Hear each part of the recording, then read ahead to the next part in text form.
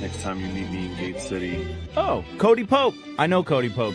Our friend is Cody, and we not having a good day. Smack dab in the middle of all that. That was beautifully said, and I love that you said when you have a microphone, and we were able to do it. It's about just showing up.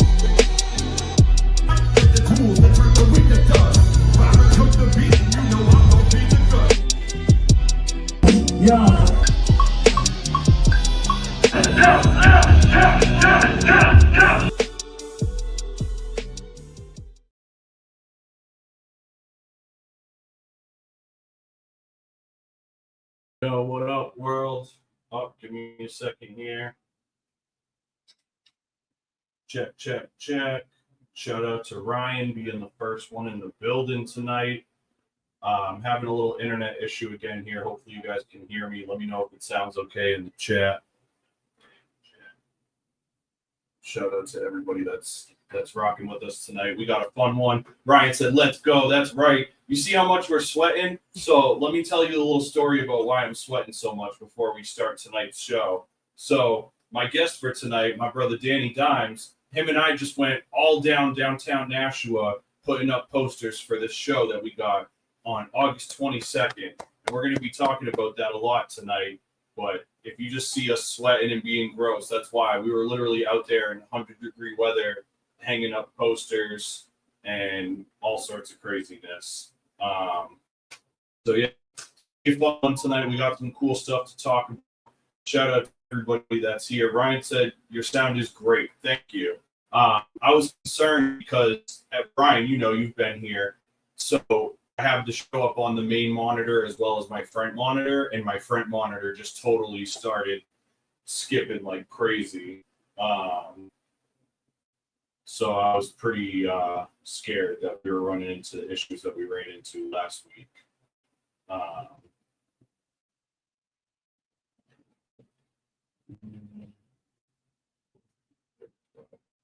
So sorry, guys. I made a video that I wanted to show you guys tonight, but we've been having some export issues, so that's why I'm waiting on that.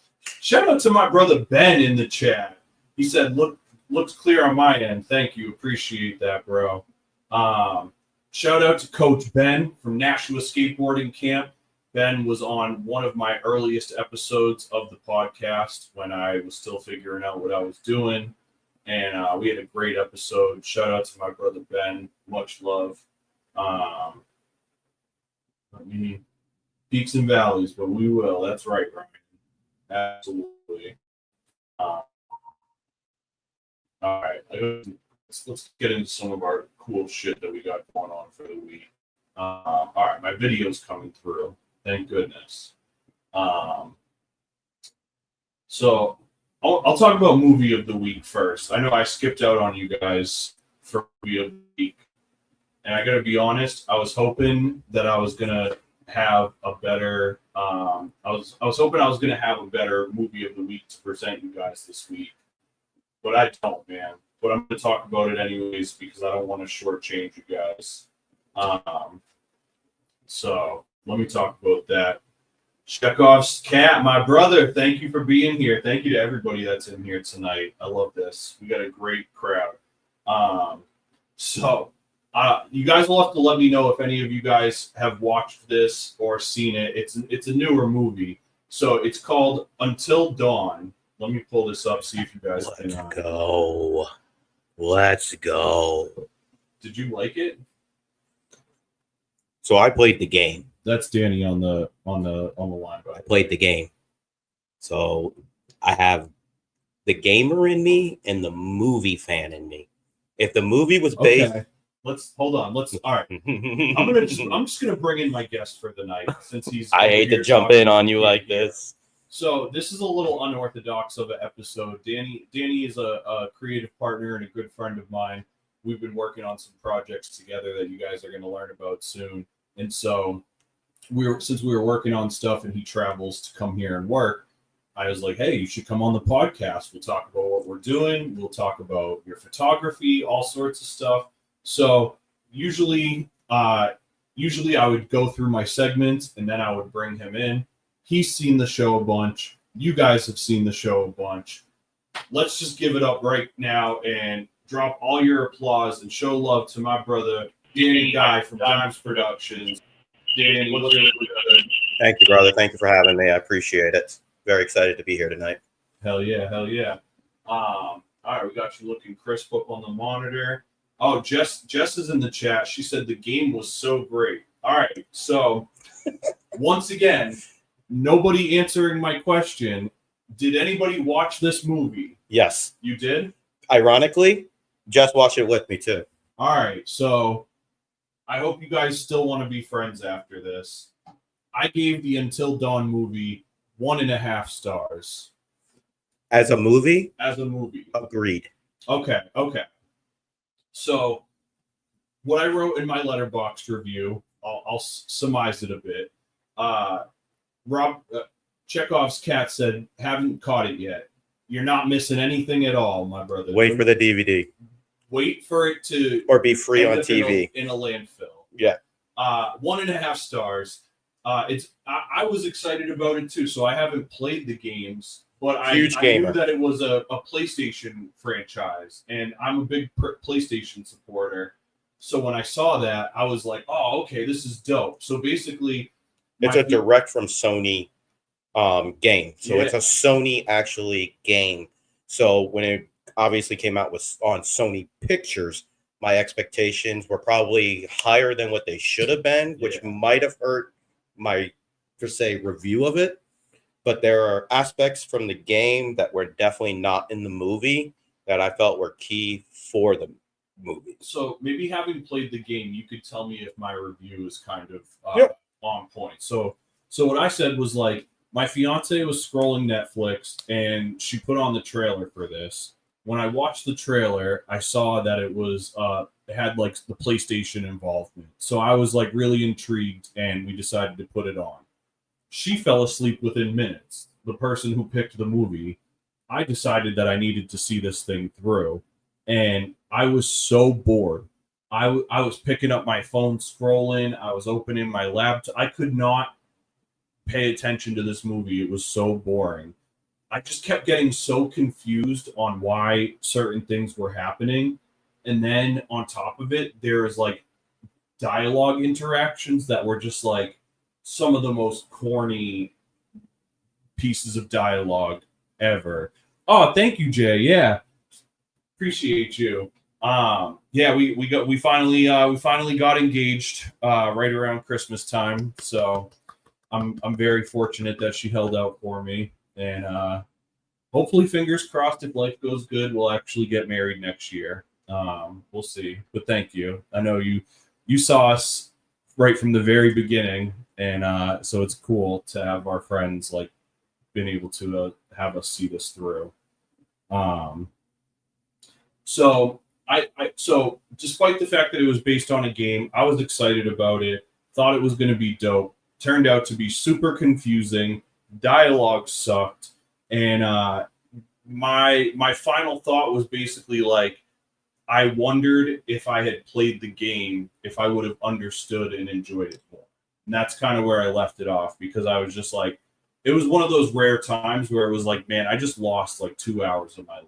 Like I was like literally disheartened. By playing the game, I was able to fill in the missing gaps of the storyline, or have a general idea of what's going on, because I knew where the game was going.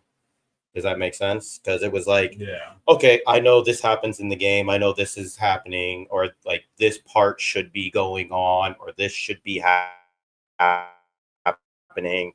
And when it skips out on it, it's like, okay, I know that was supposed to be part of it, and I can just fill it in my brain. Yeah. It's kind of like, it really sucks, because if it was a standalone movie, it would have been a great movie, and I'm going to get probably flack for this, but Assassin's Creed. Interesting. I think you are going to get some flack for that. Not for me, but... I'm a huge Assassin's Creed fan. I've played every single game. I'm playing the brand new one right now. I have an absolutely love and basically an obsession with the game, and I just feel by the way that they put the movie together, it was like trying to cram a whole bunch of series into like 2 hours. I'll get flack for this one for sure from my own community, but we're gonna go with Dragon Ball Z. Oh man, Dragon Ball Evolution. Me and Jay are gonna be coming for your neck right now. It's okay. You can come for my neck. I'm on my way. The GPS is set for you. Come for me. Right I'm now. okay with that. Okay. You know I'm a gigantic fan of DBZ. Same. You know that for a fact. I love it. But Dragon Ball Evolution crammed an entire series of 300 plus 30-minute videos into a 90-minute movie. Did it even do that though? If it was like a completely new like idea we're talking about the same joint with the white boy as Goku. Yeah, where he goes and beats the guys up at the party and stuff. Yeah. Dude, that was the most like Team Nick ass version of Dragon Ball Z that could have ever been made in my life. That's the point. That was like Dan Schneider presents Dragon Ball fucking Z. That's what. So you're not gonna come after me. You're agreeing with me then. Yeah. That's fair. I'm sorry. I thought you were like coming out in proposal of it. No. I don't know why you thought anybody would come for your neck. No. Okay. If there's anybody in this chat that thought Dragon Ball Evolution, the live action movie, was a good movie, this is probably. If you think that was a good representation, if you think that's a good representation of the series, I'm sorry. Perfect. Your movie opinions might be a little trash. Jay said Evolution was the epitome of the worst version of an anime to live action. And Ryan said, we don't speak of that movie. Those right. Because if you want to talk about anime going to live action, and I'm sorry, like it was incredible, but One Piece was incredible. I actually didn't watch that, and it's purely because I don't want to say I hate One Piece. I just can't I just haven't got into it myself. I respect its lineage and like what its like cultural impact. Just as a story, it's just like not. There's not enough sci-fi cowboys in space and enough. I am not a person. Yakuza crime syndicates for me. I am not a person to advocate One Piece in any shape or form. I have never seen an anime episode ever. Okay. But I will tell you right now, after I watched the live action One Piece, I wanted to watch One Piece. Does that make sense? Interesting. Okay. Because the live action was that good, that well written, that well produced. Yeah. There is just so much about Evolution that was just miserable, and it broke my heart to see like Piccolo being represented the way he was represented in that movie.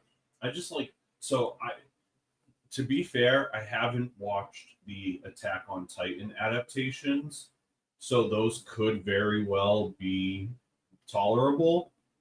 With that said, I have not seen a live action anime adaptation that I really stood behind. Jay says the live action was great for One Piece, and he also has not seen the anime. Okay, I feel better that I haven't seen it. I'm telling you right now. I thought that I just felt like everybody in my life that liked anime was a One Piece fan, and that I was just on an island by myself. So I feel better that I'm not the only. You are definitely. You are not. My whole thing is when I grew up on anime, I was growing up on Wrath of the Ninja, Ninja Scrolls, Akira. Yeah, Akira. Yes, those are the anime. Bebop. Right, those are the animes I grew up on. And then I felt they got a little more, per se, for anime, they got a little more cartoonish. Yeah, for sure. They were definitely geared towards I feel like when we were growing up, and I guess this could go for a lot of us that were 90s kids or whatever, anime was VHS culture. So it was made for teenagers and adults. As anime became cable-centric in the US, that's when they started trying to gear it towards younger children. And that's when you get Teen Titans Go instead of just bringing back the good Teen Titans. Well, I won't go down. That's okay, so growing up, it was funny. I had originally the actual Japanese VHS tapes of Dragon Ball. Yeah. And what people don't understand is when Dragon Ball first came out, a lot of that series, Goku was naked in.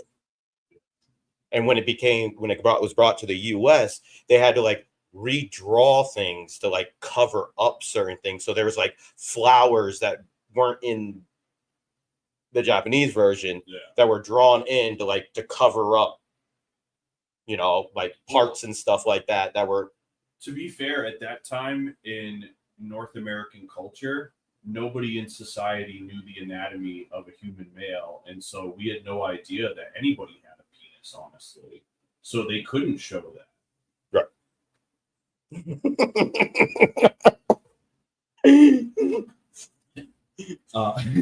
Jay said, yeah, there was a lot of naked Goku in Dragon Ball. See, I'm not crazy, but that's what I'm trying to say. Like,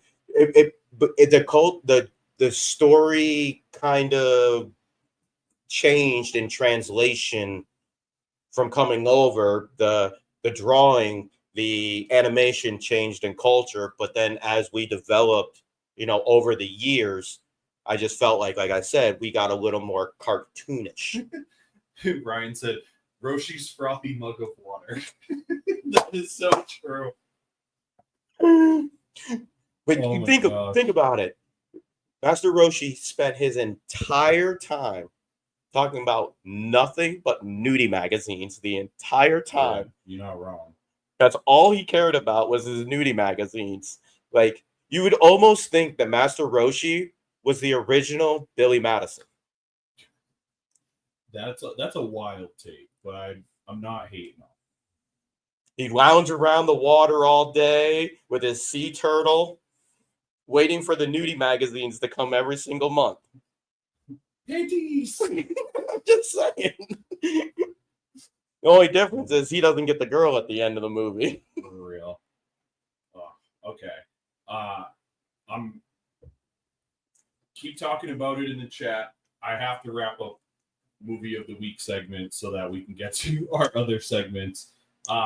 Squirrel. As always, though, if you guys want to see more of my movie reviews, my watch lists, things that I'm interested in, people in the film industry that I follow for their film reviews and picks, you can check out all of this stuff on Letterboxd. It's a really cool app. Anybody that knows me knows I hate social media and I don't want any more apps. But literally all you do on Letterboxd is talk about movies. It's awesome. So if you're on there or if you're interested in it, follow me and check it out for some cool movie stuff. Video is supposed to come up right there, but it's lagging a little bit. So let's try that again. Follow me on Letterboxd.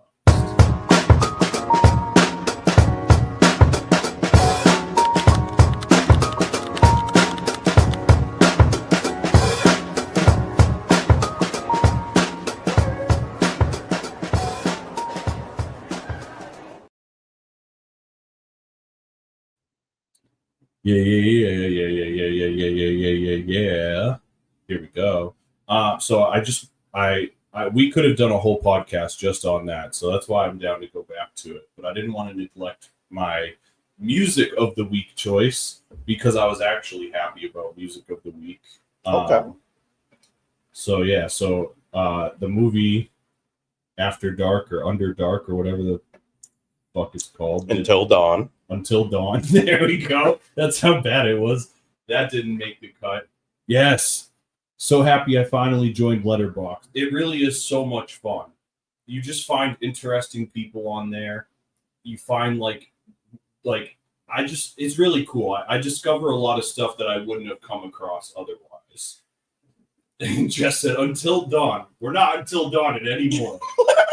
It's never going to be Dawn in where I am. Music of the week. So it actually just came out last Friday.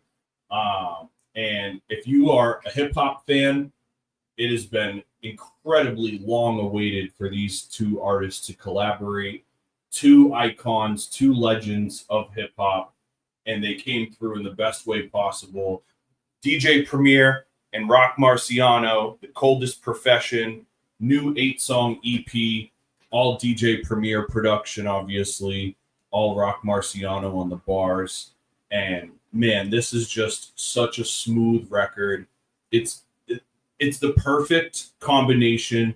Premier does very DJ Premier production, but it's catered to Rock's flow in a way that it's like this very smooth, sultry, like a James Bond meets Q-Tip kind of vibe. It's crazy.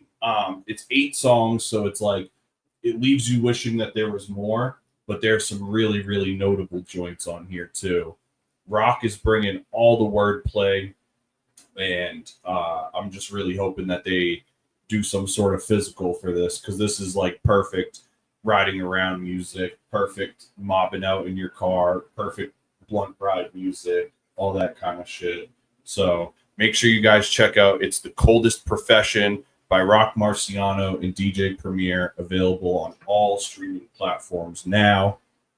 And with that said, would you say that it's an eargasm? I would. It's a gross terminology, but I wouldn't totally be against it. It is very. I would say this. It'll likely be on my list of like top 20 something favorite records of the year. Okay. I think it's very, very, like, if you're a Rock Marciano fan, you got what you asked for and more with this record. And I've been listening to Rock now. So a lot of people got into Rock Marciano with Marsberg, and I actually found Reloaded first. And it was at Newbury Comics. I was just looking through CDs, and I saw the Reloaded artwork, and even the artwork just looked cool. So it was like a blind buy, and I just fell in love with it. And even to this day, like that record is like nearly no skips for me.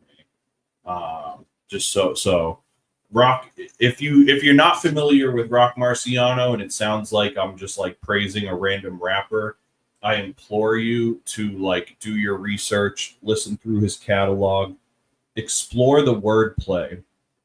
You'll think that he's saying something really simple, and the intricacies of what the words mean and how he's saying things is just truly phenomenal. It sounds like street rap, and it's far more intellectually thought out and far more clever and far more like it uses a lot of historical references and shit. If you're not familiar with Rock, Busta Rhymes actually found Rock Marciano back in the 90s. And Rock has been around so long that he literally has a song with fucking Notorious B.I.G. So for frame of reference. Anyone been to FYE at the Pheasant Lane Mall lately? I have actually. When I am forced to go to a mall, I pop in there because it's one of the few places that still has CDs and DVDs and Blu-ray. And so I try not to shit on it too bad. I'm not a huge fan. It does have that very like Funko Pop feel that like so many places have now, that just I start to like choke on my own saliva when I see walls of Funko Pops. Yeah, it looks like a toy store now. Exactly.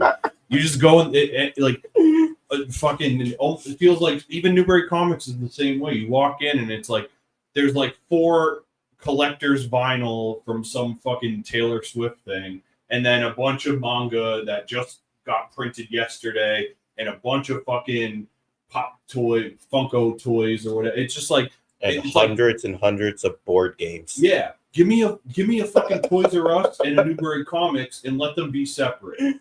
You took Toys R Us from me and are now just trying to cram Toys R Us into every other store. Yep. Or cram KB Toys into a 2-aisle section of a store that doesn't need it. Yep. Get out of here with that.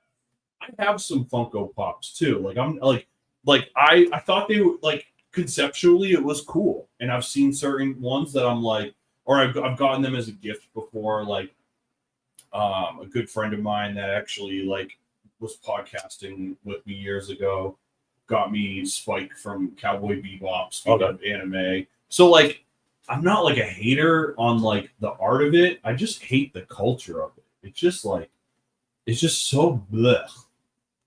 So I can't like say anything bad because I have the them. Rock Marciano. Because I have them too, like a bunch of Funkos. Yeah. Because like I said, huge Dragon Ball Z fan. So I've got a bunch of Trunks, a bunch of Goku, Yeah, I've got Vegetas. Goku, I've got Roger Rabbit, I got Batman, I got Spike. I'm also a huge NBC fan. Yeah, my boy Jay just my friend Jay just said I want a Rurouni Kenshin Funko Pop, and like that would be so dope. So like there are certain ones that are like really cool to have, that are like you should have them. It said screen black. It looks like we're still up. Brian said screen black. I don't know what he meant by that. Me neither. Oh my gosh. Jess said, I'm buying you hundreds of those pops now. A new one every time I see you. I don't know who that I'll was never for. see you again then. Yeah. You're gonna end up somewhere scary. Oh, Ryan said it was on his. Oh, okay. Woo.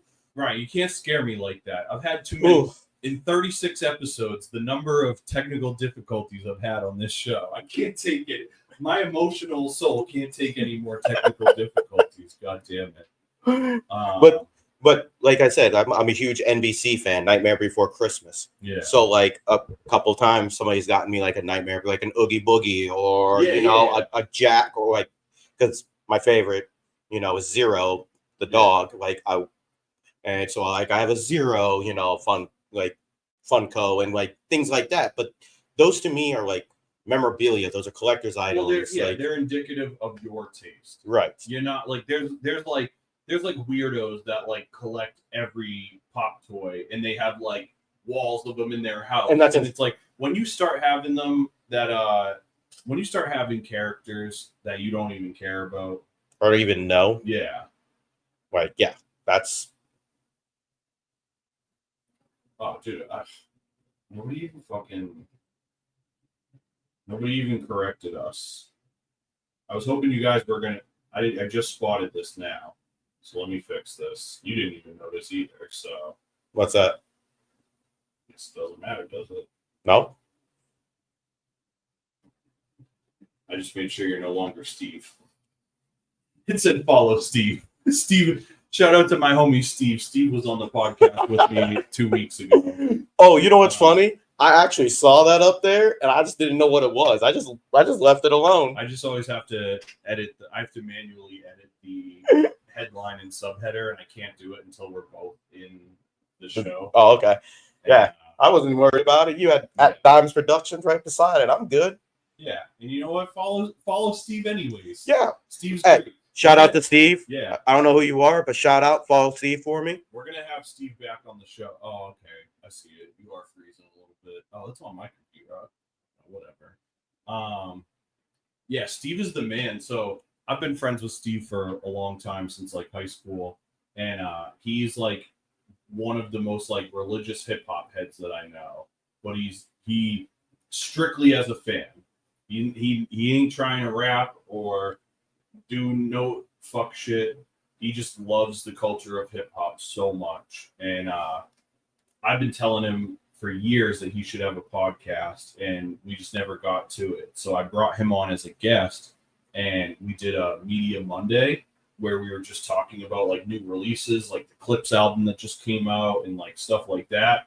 And that's when we saw homie earlier, and I was saying how the internet went out. Yep. That was the episode. The internet like kicked out wicked bad, so we didn't have a huge crowd that night because we went dead for like 10 minutes or whatever. But Steve was like great to bounce off of, so we both were kind of like, all right, we're gonna have you come back like maybe once a month or something like that, and just talk shop.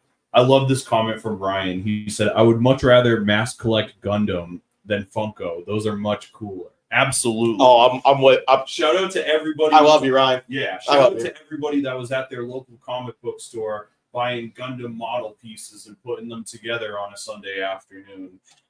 Okay, I was horrible. I was putting together Dragon Ball Z models. I dig that. I would. So that probably would have been me. Like, I loved Gundams, but I wouldn't have had a place to display them that I like felt cool about.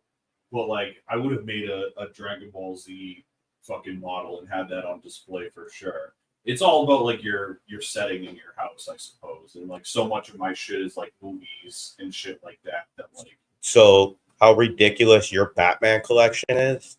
Yeah. That's my DBZ I collection. love that. If I were to piecemeal or even sell it as a whole, I could probably buy another house. That's how much I have in collection. That's wild. It's ridiculous. Collecting since 1986. Nice. So going on almost 40 years of collection. Right. I mean, I remember I was living in Florida and I was at a Smoky Bones restaurant and there was a Trunks plush doll in one of the claw games. And I spent the entire dinner in the back trying to win the Trunks. Because first of all, Trunks is my favorite character. So I spent every waking moment I was in that restaurant trying to win that doll. And I came back and my aunt looked at me and was like, "Are you serious? This whole time you've been spending your money to win that?" And I'm like, "Yep." It's the principle. I was like, "Trunks, my favorite character. Exactly. I want it." It was simple as that. And then I went home and found out it was worth $300. So that was worth it. Right. All right. Real quick, guys. I still got to run through our event listings, but what I want to do is I'm going to play you guys a new video here real quick. It is for my upcoming show. I haven't been playing the Giant Steps ad because I didn't want to bore you guys. So I really hope that you guys will watch this, and I really hope that you guys will come out to the show after. We're going to talk about it. Yeah, Jay said, I don't know how much. Jay's funny as. Yeah, man. Jay and I go back to like 5th grade. Like one of my like best friends through childhood, like comic book stores, LAN parties, like LAN parties. Oh my God, it's awesome. We're dating ourselves now. I love whenever Jay is in the chat. He's killing it. All right, so let me just play this video for you guys real quick. After the video, I'll run through the event listings, and then we're gonna talk about the show. We're gonna talk about some other stuff, but please check this out, and I hope you guys dig it. Been in a daze, mine's a maze and a blaze. Like these they were gold. I've been catching fire since before the 12th grade. My boys from Nashville, New Hampshire were fucking incredible. They killed it. I had this desire but couldn't get out my way. Now I'm double the age, still rewinding the day. Best friend become strangers, but it's all love. When you go see a Cody Pope show, you get transformed to a new dimension. Amazing. Not having a good day. Interrupted reading from seething demons who would say my feet are bleeding, life on the edge. Perfect night, one of the best nights of my life, all because of my boys right here. Another morning I awake, sell my things to stay afloat. Possessions that are more than make me feel the same as hope. So, you gotta go to the Cody show, full show. What's my name, yo? Hellhound Publishing, let's fucking go. 603, baby.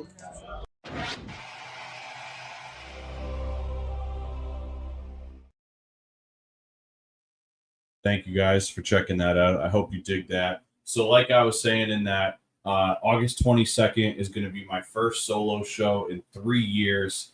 It's the weekend before my birthday, so I'm kind of using it as like a chance to do like a catalog retrospective where I'm going to play a set that night of songs from the start of my career up until stuff that I've just put out, a bunch of unreleased stuff, some surprises, stuff I've never performed before. This is going to be a really like one-of-a-kind night, and I've been putting a lot of like thought and work and creative prowess, and I've put a really cool team together to help me. That's why, like I said, Danny's here tonight. Shout out my boy Axel. Shout out to Mike from The Spot in Nashua. This show is just going to be a really special thing, and if you're able to mark it on your calendar, if you're able to get a ticket ahead of time, if you're able to get your friends there, the doors are at 7:30. I go on at 8:30. I'm done by 9:30.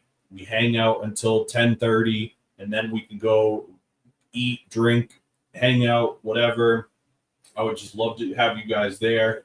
The first 50 people that some of them have obviously sold, but the first 50 people that order their tickets are going to also get a custom limited edition collector's ticket. We have 50 of these that we got made.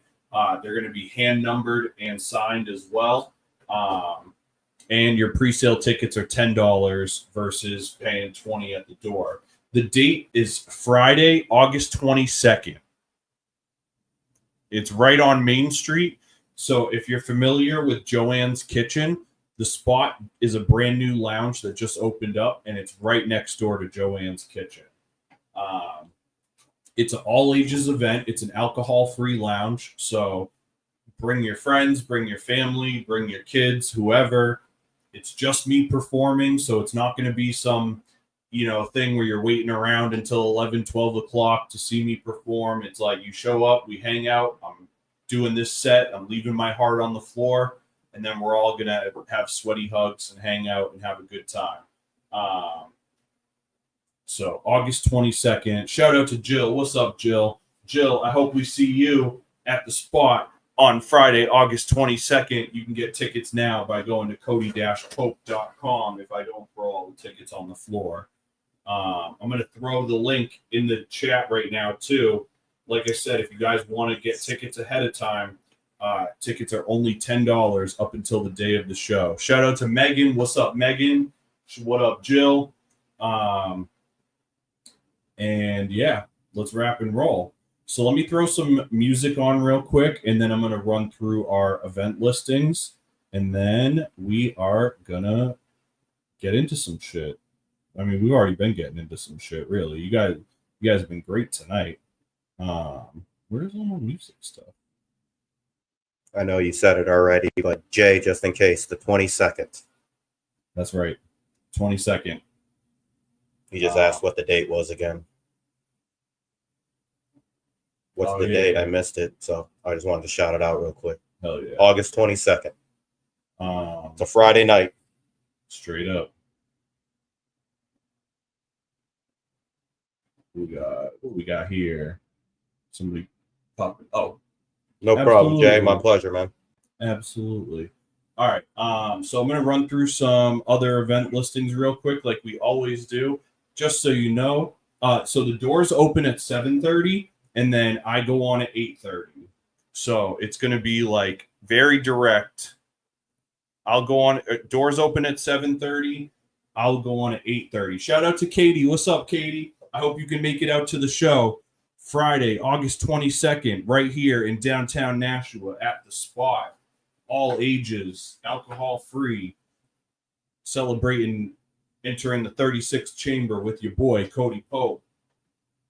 And I had one of the mocktails tonight. It was actually not bad. It was actually pretty good. We went and tried the mocktails out. They're delicious. It's like so refreshing, and it's a cool vibe. It's a lounge. There's like couch seating and cool lighting and stuff. Katie got her license with a perfect score. Congratulations, Katie. Let's go. Love to hear it. Love to hear it. All right, so I'm going to run through these event listings. As you guys know, if you have an event coming up at any point, all you got to do is send an email to codycentralshow@gmail.com, and we will likely plug your show. Jill said she's not going to be there. Jill, I'm sorry. You are going to miss a grand time. We wildin'. We'll wild out for you, I guess. So, first things first. Every Sunday night is Rap Night Manchester at the Shaskeen in Manchester, New Hampshire. Open ciphers and artist showcases. $5, 21 plus, hosted by DJ Mitz, Sean Caliber, and I9, celebrating 12 years of every Sunday. Also, every Thursday is the Laugh Attic at Strange Brew in Manchester, New Hampshire. It's a comedy open mic showcase hosted by former Cody Central guest Danny P. You'll see regional and local talent from all over and laugh your ass into oblivion. Wednesday, August 13th, profound indie rapper from Chicago, Open Mike Eagle, is going to be at the Middle East Downstairs in Cambridge as he will be celebrating his newest album releases. Katie said, "What are the Purple Crowns?" I do not know what that means. Do you? I'm not sure. We'll have to circle back to that one. Definitely circle back because now I already read it and I'm very curious on what it is. Me too.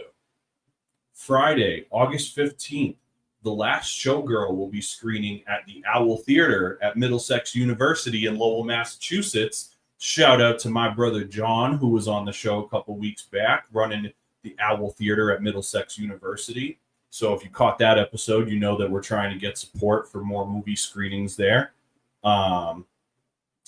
When the glittering, so basically the Last Showgirl, the explanation of it, the synopsis, if you will. When the glittering Las Vegas revue she has headlined for decades announces it will soon close, showgirl Shelley sets out to plan her next act.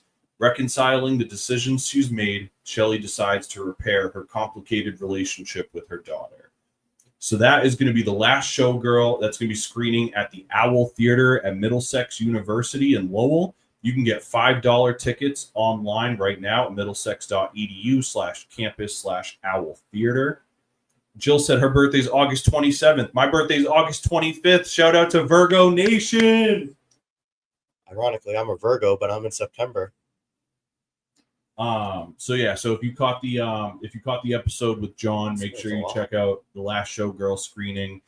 John does he runs the theater, but he also curates a lot of these choices. So I have full faith that this is going to be a great flick, and I really am excited to go check out the Owl Theater too. Saturday, August 16th, Wildflower Fest is going down at Keys Memorial Field in Milford, New Hampshire, featuring indie rock bands such as Lazy Trail, Sneaky Miles, Nova One, Lily Soleil, and many more. You can get tickets for this at the link in bio for Wildflower Fest. Oh my gosh, happy birthday, Jay. We're getting so old. I can't believe I missed it. I hate that. I love you so much, Jay. I wish we did something fun. We got to get together soon and not let the world be so between us. Man, happy birthday. Crazy. I know I said it before, but I met Jay when I was in 5th grade, bro. Like, no, it's wild. Like, when you think about it, like how many people you've met in your life that you've been like, that's my friend, that's my boy, that's my my lifetime. And then the lifetime goes by and then you look back and like there's like one, like legitimately maybe a handful, even less than that, of people that you're just like, this is my friend from, you know what I'm saying? Like you're saying 5th grade, you know, like how many other people can you even think of right now that from 5th grade that you could even remember their name? Straight up. Yeah, Scott's gonna be there. Hell yeah. I love that. I hope we get to link up soon, Jay. I miss you. Saturday, August 16th, Mixed Blood. There's gonna be a 4K restoration screening at the Brattle Theater in Cambridge, Mass. So this is gonna be co-presented and introduced by Cinematography Films, who will also be selling Blu-rays after the screening. So obviously you guys know I care a lot about physical media. Cinematography is a new video archive company. It's an offset of Vinegar Syndrome. And so much like Criterion and a lot in Arrow Video and stuff like that, Cinematography collects like certain movies and they do these like really beautiful Blu-ray packages. They do 4K restorations, the whole nine.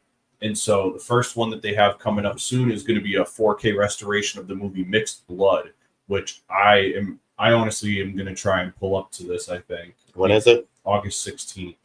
That's Saturday. Yep. Saturday, August 6th. So basically for Mixed Blood, on the mean streets of New York City, a dog-eat-dog mentality reigns amongst destitute citizens.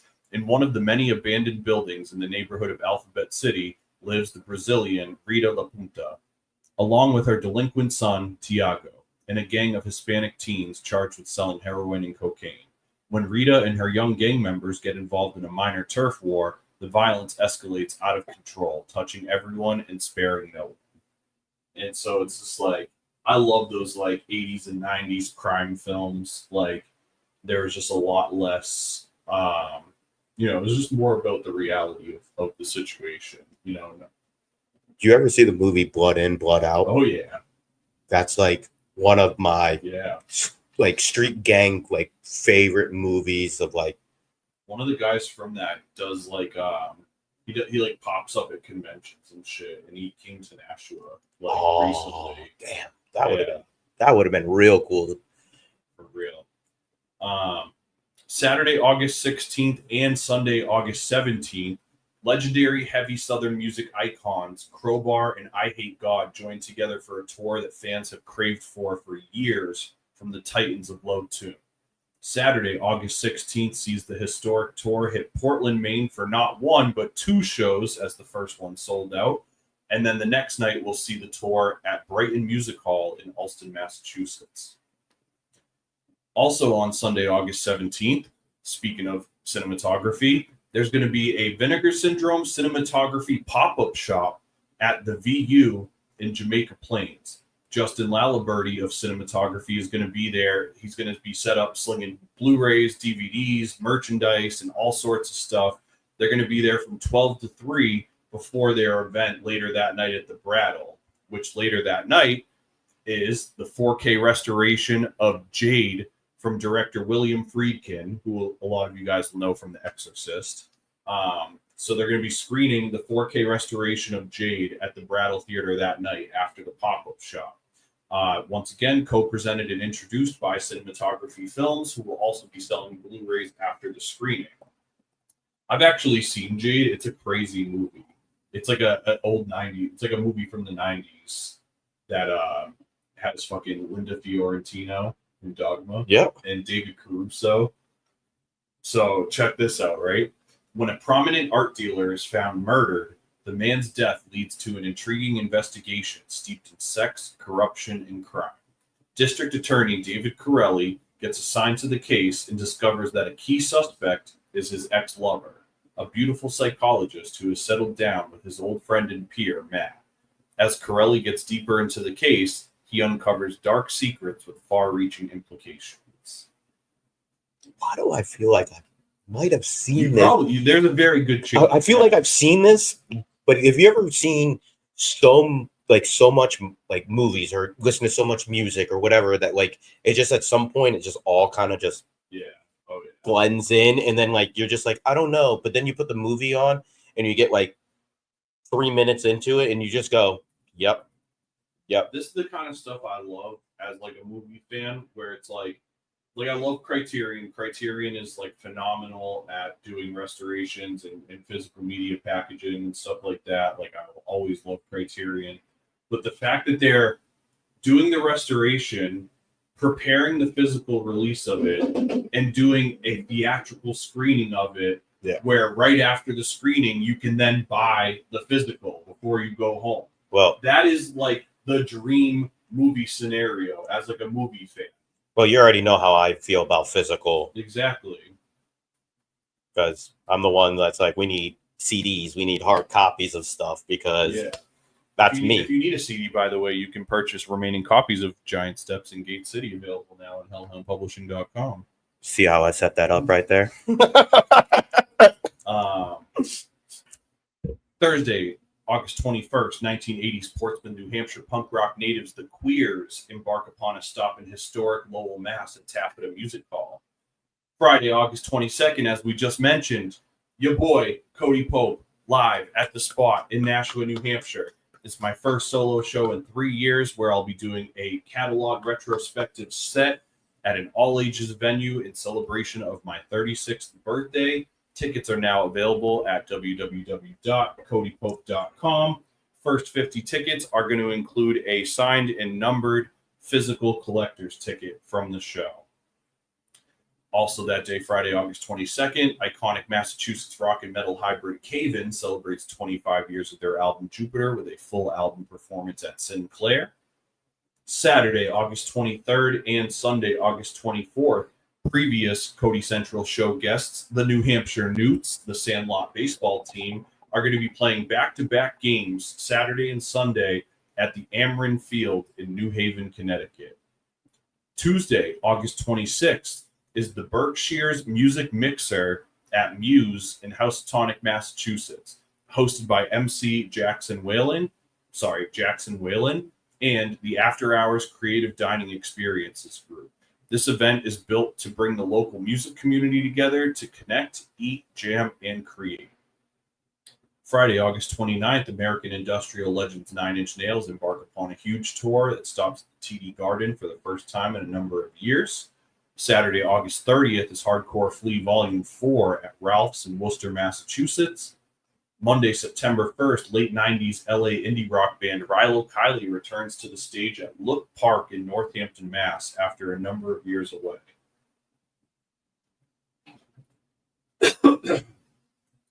Thursday, September 11th, High Fidelity will be screening at the Music Hall in Portsmouth, New Hampshire, followed by a live in-person Q&A with none other than John Cusack.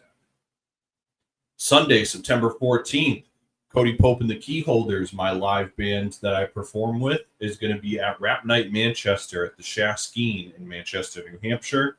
We're going to be performing with Bluntsworth that night. Wednesday, September 17th, notably reclusive yet stellar MC Billy Woods takes the stage at Brighton Music Hall in Allston, Massachusetts. Were you just trying to signal me something? Because It's also my birthday. Oh, on the 17th? 17th is my birthday. Woo! That's right. Yeah. We started planning a crazy one for that. Yes, we did. Boy, going to Billy Woods that night would be... I wouldn't be against it. That would be a pretty great show. Just like I'm not against us making the 13th happen. Yes, Lord. Woo-wee. Thursday, September 18th, late 80s New Jersey punk icons The Bouncing Souls are bringing their latest tour to Royale in Boston. Sunday, September 21st is the 4K re-release screening of Stop Making Sense, the Talking Heads concert film, at Cabot Theater in Beverly, Mass., followed by a live Q&A with none other than Talking Heads guitarist Jerry Harrison. Thursday, September 25th, absolute punk rock legend Iggy Pop takes the stage at Suffolk Downs and is joined by iconic 80s UK punk rock act The Sex Pistols, featuring original members plus Frank Carter on vocals. Saturday, September 27th, is Punk in the Park at the Palladium Outdoors in Worcester, Massachusetts, featuring Bad Religion, Pennywise, Comeback Kid, Face to Face, The Adolescents, and more. Saturday, huh? Pennywise. Yep. Yes. So we're gonna go sing Bro Hymn that night.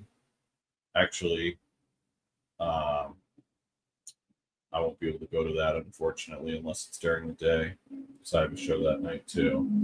Because also on Saturday, September 27th, Cody Pope and the Keyholders Unplugged live in Nashua, New Hampshire. Tickets are available now. That is also at The Spot. Because you moved the date. Street. That's right. That's why I didn't have it in here. Saturday, October 4th is Life of Agony's 30-year anniversary tour coming through Wally's at Hampton Beach. And opening for them is none other than Josta. That's going to be a heavy show. Wednesday, October 15th, 90s emo and indie rock giants Modest Mouse take the stage at MGM Music Hall at Fenway Park in Boston. Saturday, October 18th, is officially Al Baril Day at Roadrunner in Boston, Massachusetts. Rest in peace to the Boston hardcore pioneer Al Baril. Band announcements are coming soon. This will be an event to honor the legacy of Boston hardcore pioneer Al Baril of SSD Control, who recently passed away due to colon cancer. All proceeds from the show are going to be benefiting the Dana-Farber Cancer Institute. Follow the band's Instagram page, run by Al's wife Nancy, at SSD Control Official, for all the continuing updates on that. Rest in peace, Al. Thursday, November 6th, late 70s punk icons GBH make their way to Allston, Mass. For a memorable night at Brighton Music Hall. This one I just added this week. I'm really excited about this. Saturday, November 15th, 90s post-punk stalwarts Hot Water Music are going to be doing a special performance at Wally's in Hampton Beach. I never in my life thought I would see Hot Water Music at Wally's, and I'm so excited for that. Saturday, December 6th, to celebrate the 70th birthday of New York hardcore legend Vinny Stigma, Agnostic Front have put together a night to remember at Irving Plaza in New York City alongside Rob Brigade and Violent Way.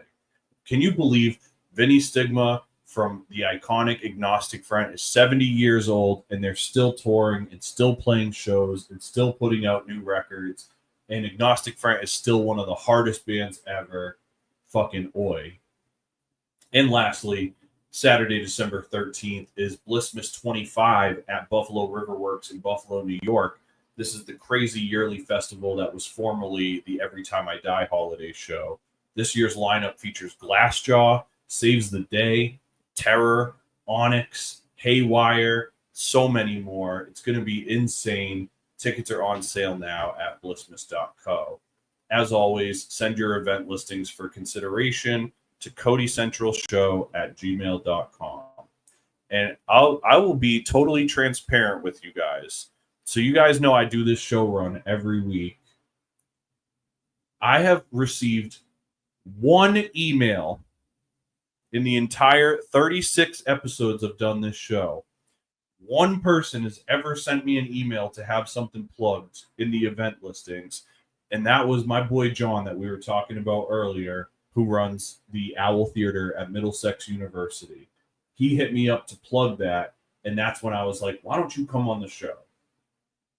Makes sense. But 36 episodes of me trying to get people to come to your shows and come to your events and come to your pop-ups, and still nobody tells me when they have things happening. I just see them and I screenshot them and add them in my Google Drive doc. So those are the ones you are picking. Yeah, I choose those to mention out of because that's my taste. Those are all events that I either would go to or I would be at if I could go to. So you mentioned it a couple times, so I'm now curious because I'm going to ask. Yeah. Have you ever been to Brighton? So Brighton Music Hall? Yeah. Yeah, absolutely. I used to go there when it was Harper's Ferry. I saw Cage there. Crazy when it was Harper's Ferry. Okay. How's the venue? That's a pretty good spot, man. Okay. As an artist, like, how's the setup? It's pretty great. Like, there's not much to complain about. I got to perform a song there one time. There was like an event. I feel like an asshole that I can't remember it. But there was an event.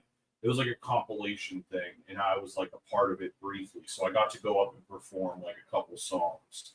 But I've gone 2 shows there, and as a show attendee, it was like pretty cool. Like it wasn't like it's not like a place that I would like write home about. Like when my first time going to 3S Art Space in Portsmouth, absolutely fell in love with that venue, have spoken about it to the high heavens ever since. As a performer, I have not had a better experience at a venue than I have at 3S Art Space. But if I don't like a venue, I have no problem being very critical about it as well. And with that said, Brighton Music Hall is just like functionally very good, set up very well, easy to get in and out of, like foot traffic wise. And yeah, like. And you know what the next question is, as a photographer and a video guy, how's the lighting? Good question. I haven't been there in a long time to know. No, because the Mixed Blood thing on Saturday would be awesome, but I have a buddy performing at Brighton, so that's why I was asking on Saturday, and I'm super excited for that show. So that makes one of us smart ass. Yeah. Thank you, John. Shout out to my boy John. Make sure you guys are going to the Owl Theater in Lowell. Like we mentioned earlier, you can get tickets for $5 right now. Just go online to the website, middlesex.edu/campus/Owl Theater. Bring your fast lenses. Well, I can definitely do that because I spend money on them. Yeah. Dude, if anybody has some camera game for you, it's them. Oh, good. Yeah, without a doubt. All right. Yeah, so it sounds like the 2.8 lenses are coming with me, not the 6.5s. I'm gonna take your word on that because I don't know what the fuck that means.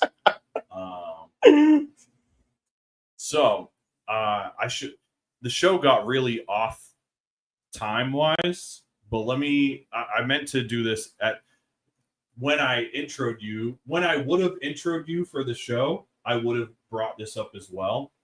But for those of you guys that are still here, obviously, as you guys know, Q&A is always open for the chat. But the first person to comment the name of my album with the most tracks on it. The first person to comment that in the chat, I will give them a free ticket to the show on August 22nd.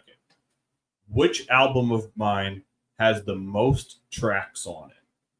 First person to comment that's going to get a free ticket.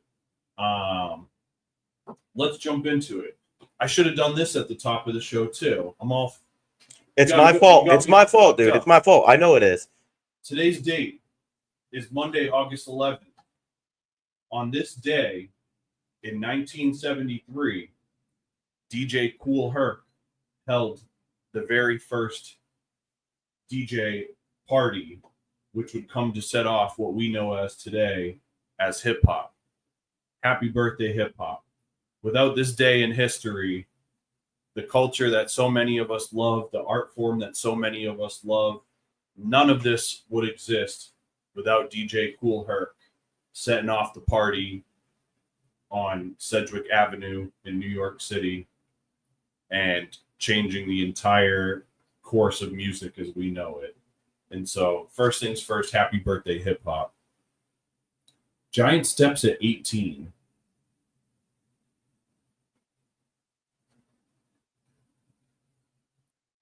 Sorry, I don't have. Oh, okay. He's saying at 18 tracks. Nope. So that is not the correct answer. He said, "Sorry, I don't have anything before Howling Man." It's okay. I understand. Trust me. There's a lot to go from. I honestly do not know. I'll guess Meet Me in Gate City. Meet Me in Gate City is not it. Flip Physics got it right. Shout out to my boy Colby. Let's go. Every Blessing Has Its Price has 20 tracks on it. Colby, I love you, bro. If you really want to come out this way, please shoot me a message and let me know. Not only will I get you a ticket, but I will make sure that your trip is like set up and taken care of. Hopefully you still remember, but when we put out Giant Steps, our goal was to do a vinyl version of it. Correct, because that's what I really, really wanted. Well, sadly, Colby was one of the only people that pre-ordered it. And so the production continued to get delayed. So correct. I owe Colby a vinyl copy of a record that is currently not in existence. So in light of that, I would love to get the chance to hang out with you, obviously, because it's been way too long. But if you really, because Colby, do you know Flip Physics? Do not. Shout out Vermont. Oh, he's a Vermont producer who is sick, and he's also actively, like, heavily involved in the cannabis industry as well. Flip, don't want to get your business, but where from Vermont? I forget where it is, but hopefully he'll plug it. But well, I'm saying if he plugs it, we might be able to work an arrangement where we all drive down together. You know what I'm saying, or catch a ride with me or something. Danny is from Vermont as well, and we're looking for a hotel room for Danny for a few days for when he comes down to that show too. But you guys should just connect anyways. Everyone should go listen to. Well, you also said my favorite word, cannabis. Hell yeah. Oh, and Jess got it right too. Every blessing has its price. That's right. But man, Flip Physics, you got it, bro. Like I said, shoot me a DM at some point and let's figure it out. If you decide to come down, then like I said, I got your ticket and I got some other goodies for you. And if it is too much of a hike for you, let me know and I'll send you a care package soon either way. But man, that was fast. I didn't think you guys were going to get it that fast. There's a lot of joints to go through. So you said every blessing's at 16? Don't lie to me. What?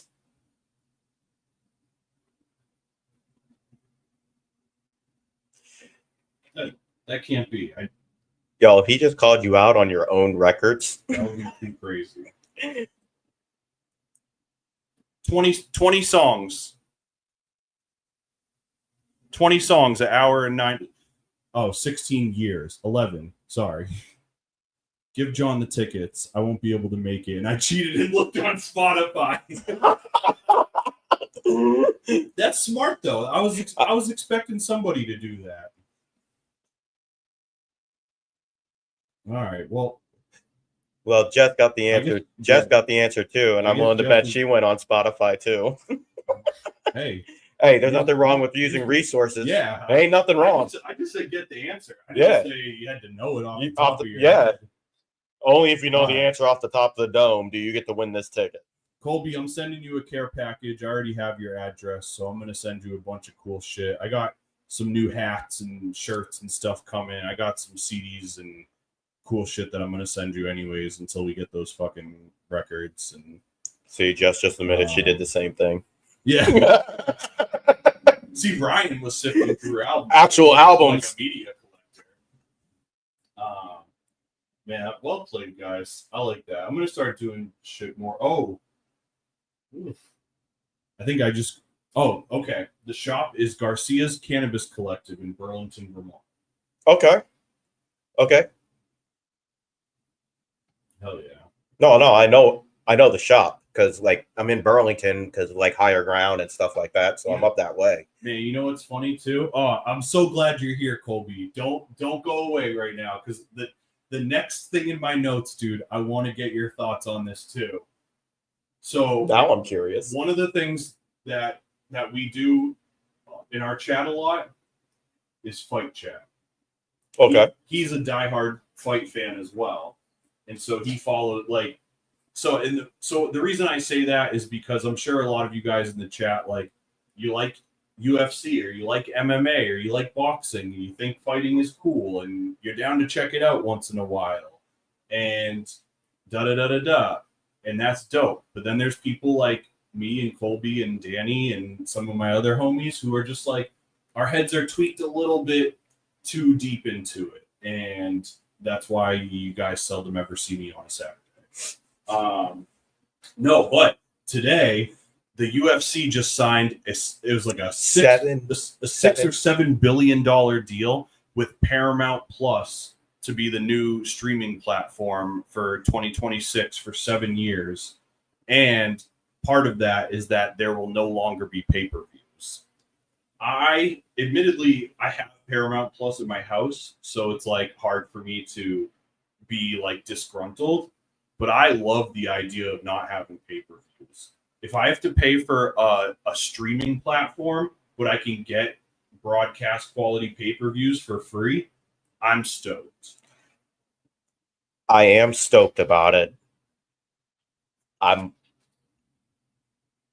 guess for me, the only thing about the situation is like a lot of people pay for like multiple different streaming platforms, and if you don't have that streaming platform, now you're paying monthly for basically one fight a month.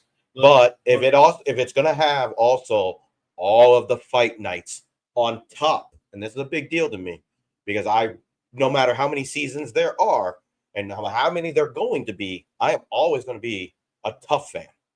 Yeah, always. But here's the thing: so if the live episode, the new episode, live episodes of like the Ultimate Fighter are going to be on there too.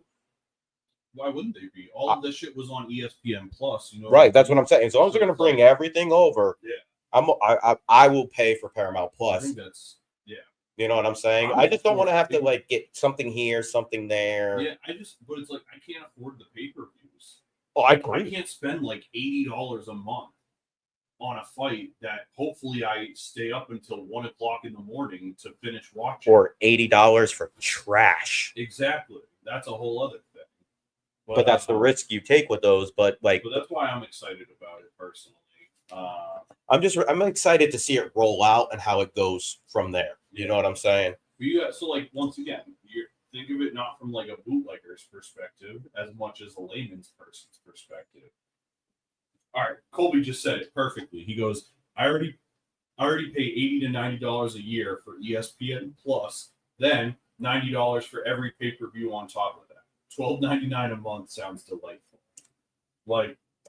And that's exactly how I feel too, where it's like, dude, and the only thing I use ESPN Plus for is MMA related stuff.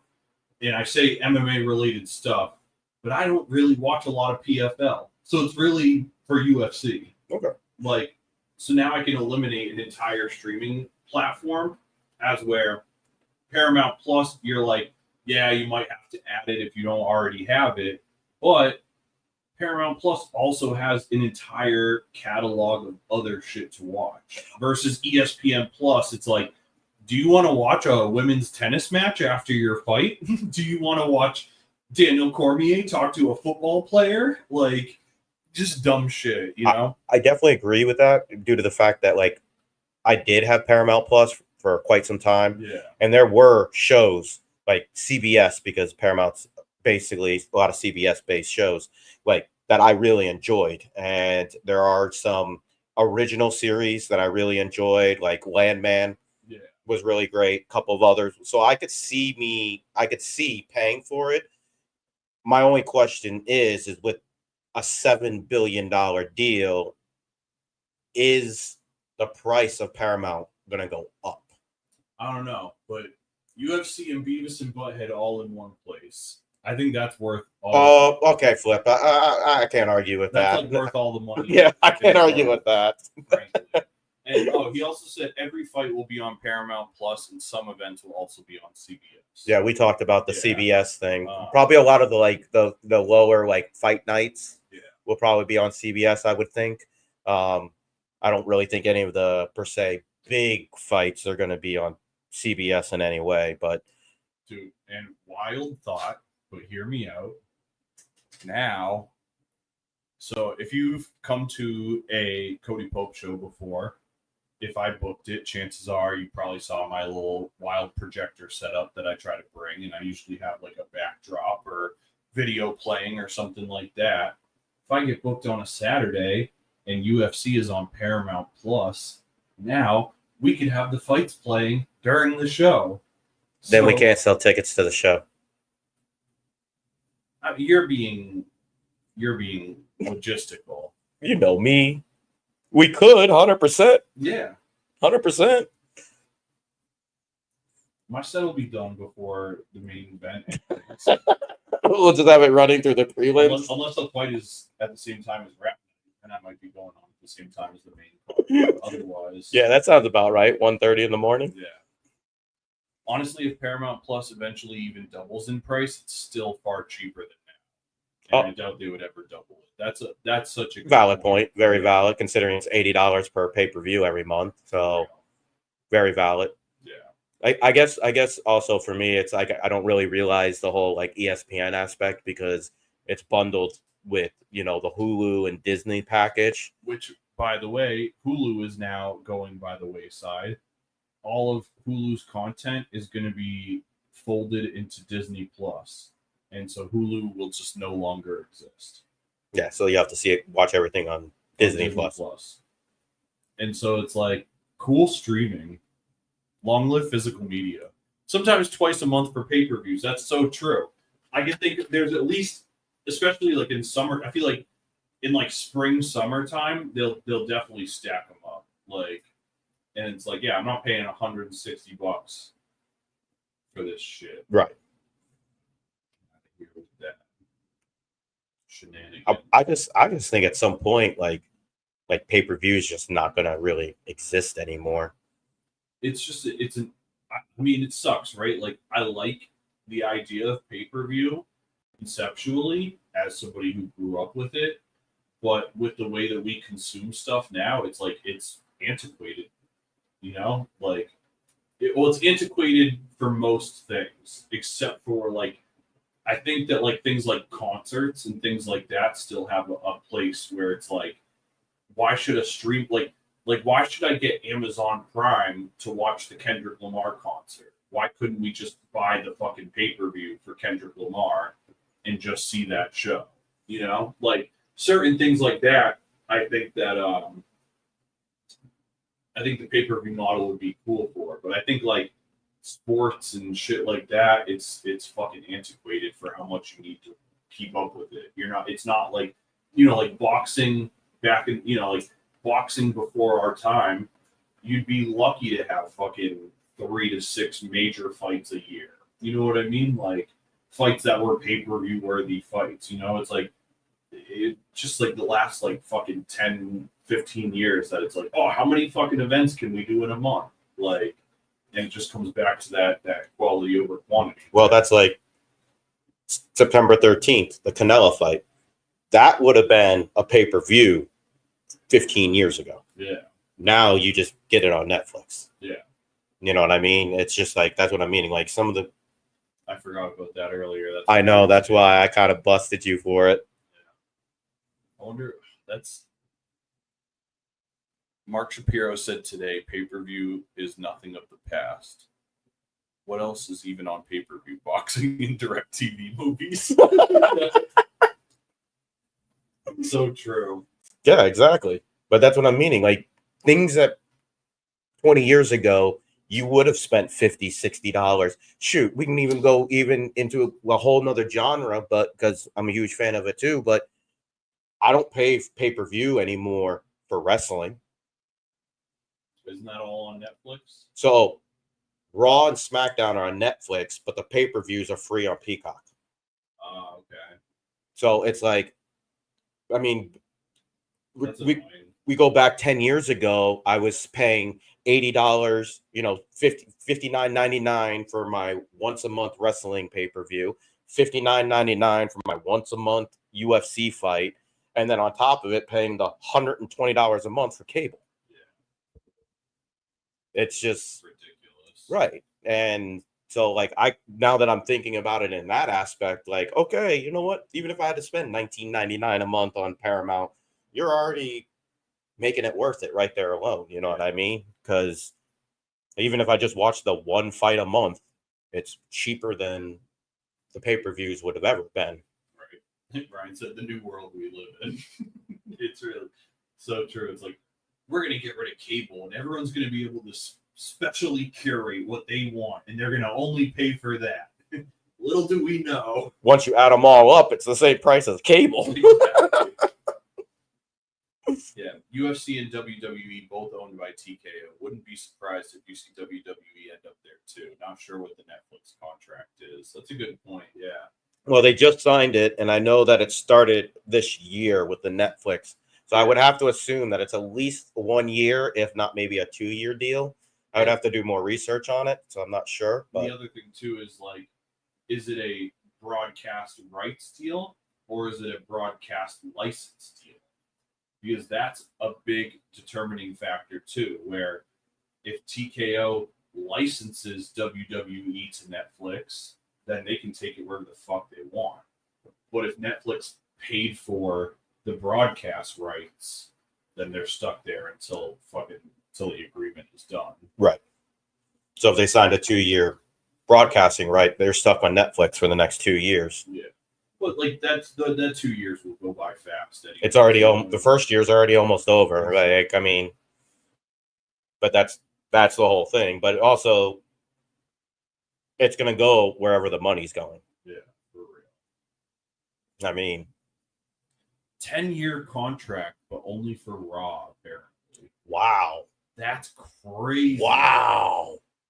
Holy wow. 10 years. That's locked in. That is locked in. That's not going anywhere anytime soon. Yeah, for real. That's wild. Yeah, which means Netflix paid for that. You're talking a multi-billion-dollar business right there. I mean, once TKO combined the two of them, that company's,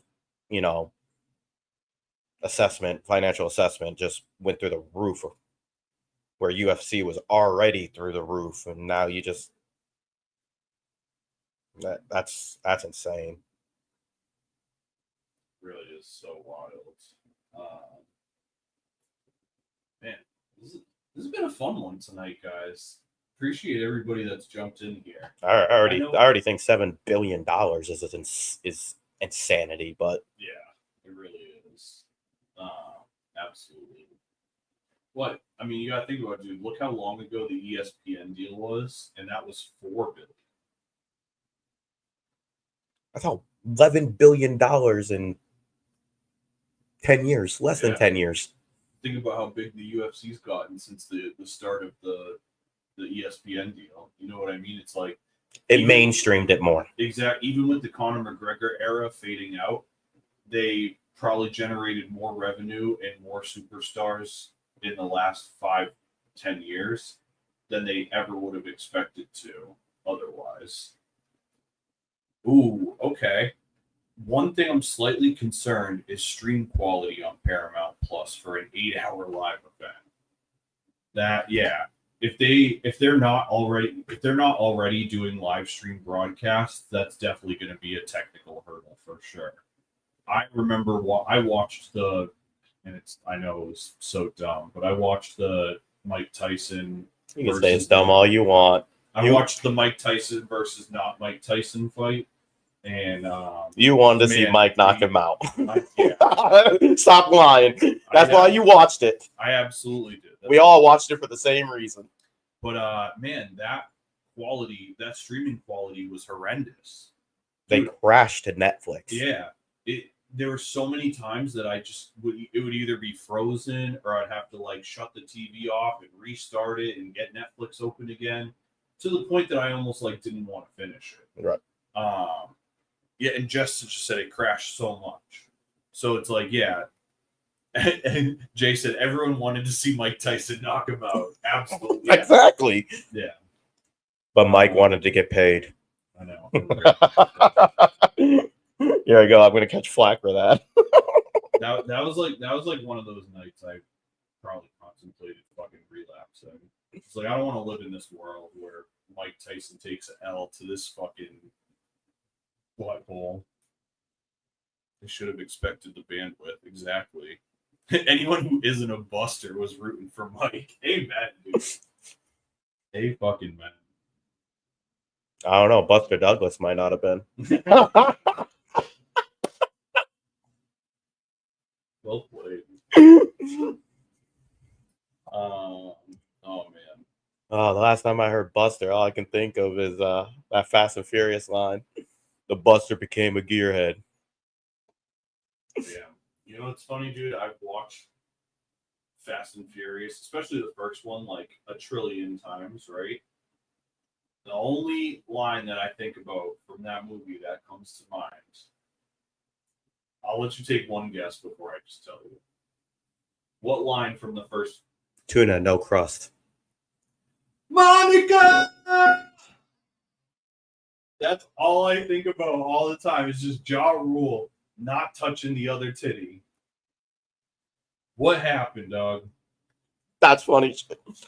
That's even funnier considering I just saw him live. That's why I was hoping you would. Yeah, ironically, it's funny. Like when I think about it, I think about the crew pulling up the first time to Dom's shop, and he's walking out and gets into a fight, and Jesse just looks at him, goes, "Just because you think you can box doesn't mean you could step in the ring." And he turns around and looks, and he goes, "He knows I can box."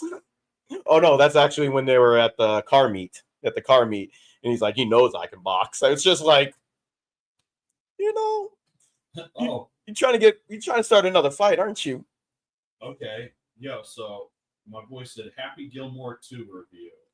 I actually did that, believe it or not. Everybody's gonna hate me. I don't know. Maybe not. Let's see. So I'll show you guys, just for full transparency, that I did review this on July. I watched it on July 27th. I gave it 3 stars. I said this was a fun watch and better than I had expected. Honestly, there was a couple things that seemed unnecessary, but not surprising at all. I found it to have a lot more funny dialogue and action than I imagined that I would have enjoyed, honestly. Didn't think it was bad at all, and definitely fun for the family. I definitely enjoyed it.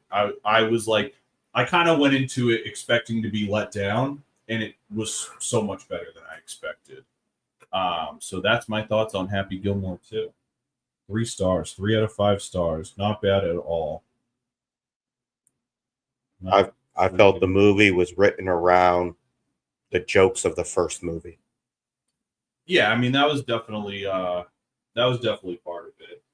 But I guess it's so like I don't follow a lot of sports that don't involve two guys in their underwear punching each other in foreign shapes. But what I do understand is that there's this new like golf trend. I forget what it's called, but there's like a new like modern golf thing.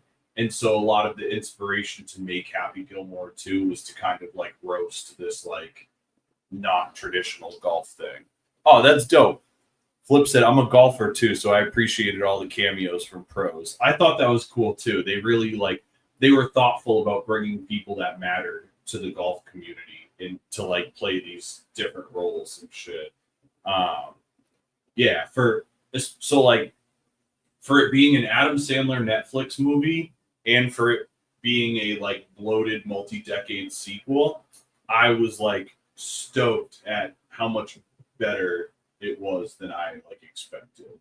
Like if I went into it and like it was garbage and got bummed out, I wouldn't have been surprised at all. So it was like pleasant how much I like was like, oh, they did exactly what they should do for this kind of movie. Like straight up, oh, there's a huge resurgence in golf right now thanks to YouTube.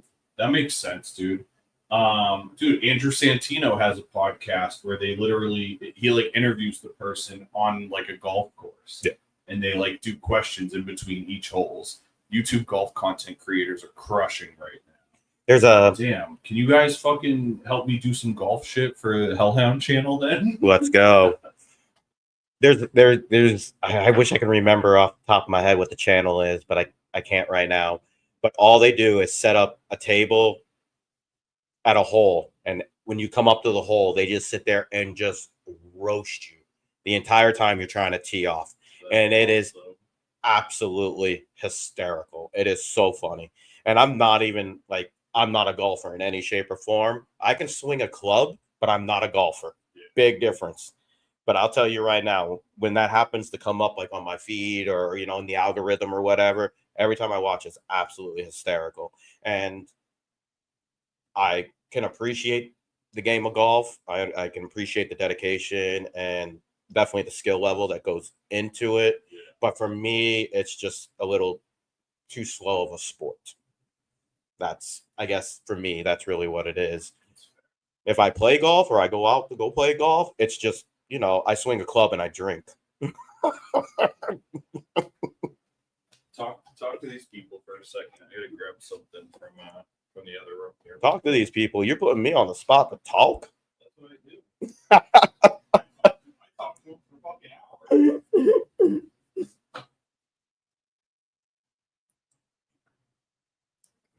But on that note, I did enjoy Happy Gilmore 2.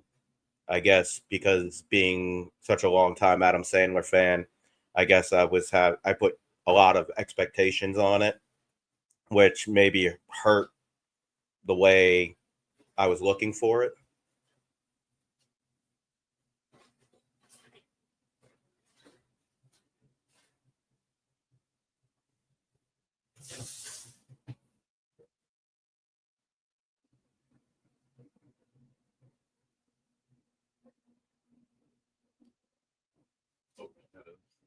What was that? Concert photography, something or something. I can't read it out. No, you're good. No Bad Lies is the Santino one. That's right. The one Danny is talking about is called Country Club Adjacent. They call it the Back Off Challenge. Yes. Yes. Question for you from the chat. Concert photography, primes or zooms?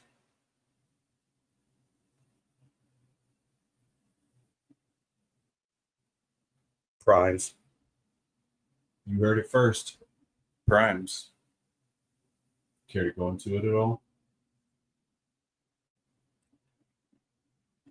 I guess I don't fully understand that concept myself. Like zooms, I assume are like zoom lenses, like the attachments. Yeah. So are primes like just shots with your native lens? Yeah. Oh, okay. You said video as well? I try to because my natural lenses are a faster lens. Okay. My zoom lenses are a slower lens. So if I'm using my zoom lenses, I definitely have to make sure that either the lighting is right, the subject is right. Like, I definitely I tend to get a little blurrier of a shot sometimes. But I definitely try to stick to my faster lenses as much as possible. Yeah. That's why, unfortunately, I consistently try to get as much access as possible, so that way I can be as close as possible. Because I've definitely have learned, like, depending on where I am, I definitely have to choose the right lens. Because I have one lens that's a 20 millimeter to 70 millimeter, which is great for the distance we're in right now. But then my other lens is 50 millimeter to 210. And I could be standing at the back of Wally's and shoot you great. But if you're a very animated or very active individual, I can definitely lose. Which I wouldn't know. I stand perfectly still. I have artists that I can't keep up with. I've had artists I've went to shoot and I cannot move my camera fast enough. What videography do you do outside of concert filming? Also, crop lens or full frame camera? Full frame. Full frame camera. What camera are you working with? The Sony Alpha 7 IV. Okay. And what kind of videography do you like to do outside of concert filming? I'll tell you right now, the one thing I really want to get into is car. Ooh, okay. Automotive shit. Yes. I've been a part of car clubs. I've built my own cars before. High horsepower, great cars that I've always loved. But at that time, I had never even fathomed the thought of taking pictures or videos of my own vehicle, never mind somebody else's. So I would really love to get more into that, especially like the video side of it, like rolling shots, like on the highway, things like that. I would love to get like a harness rigging set, like for the back of my car. So I could rig myself in the car and like have the trunk and be able to like record cars or bikes or things like that in moving in motion. Because to me, that's like part of the whole experience of like, especially cars. Cars look great sitting still, but they're designed to be moving.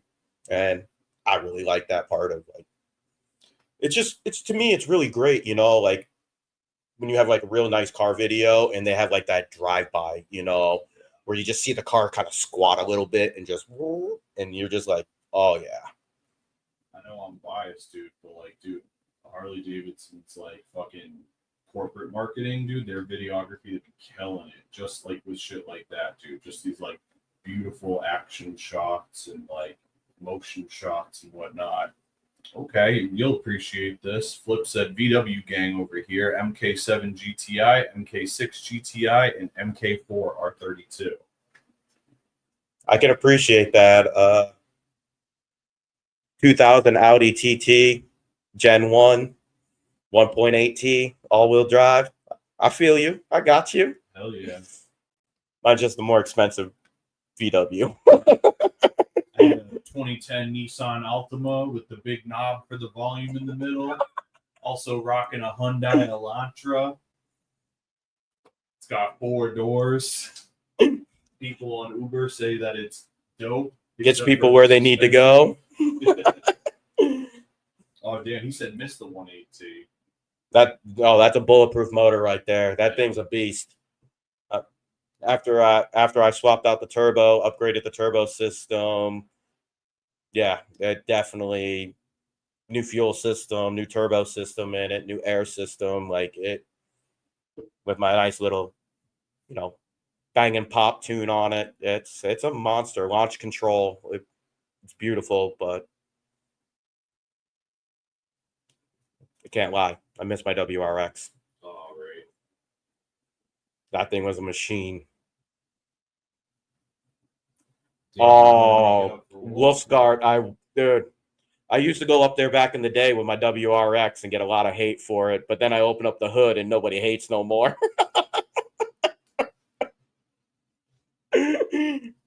Yeah, the camping up there is amazing. So it was just a couple weeks ago.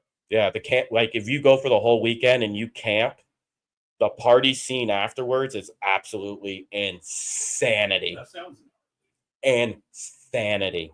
When I first got into, when I first started actually like performing like my solo shit, I was actually in the duo with Black, but we were like not like sponsored, but there was a glass shop in town that was like real heady glass, and it doubled as like a gallery, and they would throw like a crazy 420 show every year, and we were like the house group that played it, and everybody on the fucking everybody that was in like the heady glass world at the time in like 2010s all collected crazy BWs. And I like didn't understand it at the time, but they were like sick. They were fucking slammed out. Like it's wild to see how far it's gone.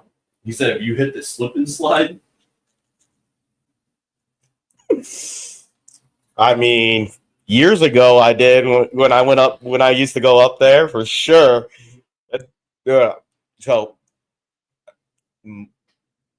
there's a gap between you and I, but so back in the day in like the mid 90s, there used to be a festival that used to be in Hardwick, Vermont.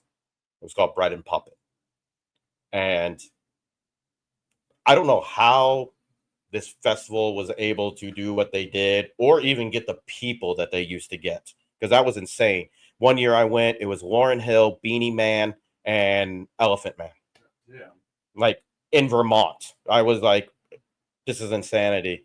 But so I joke that Wolfsgard is the Bread and Puppet of car shows in Vermont now. Damn, okay. Because I've had some wild parties, like wild nights up there, and it's absolutely fun. And it's either everybody absolutely gets along or everybody's in their own little cliques. He said, "In Hardwick?" Yes, Hardwick, Vermont. I ain't even playing. Not even playing. This was the craziest, absolute craziest experience, like festivals I've ever gone to. Yeah, that's wild. I gotta circle back. So we had a question that said favorite films. My favorite film? Yep, you would be the guest. For the guest.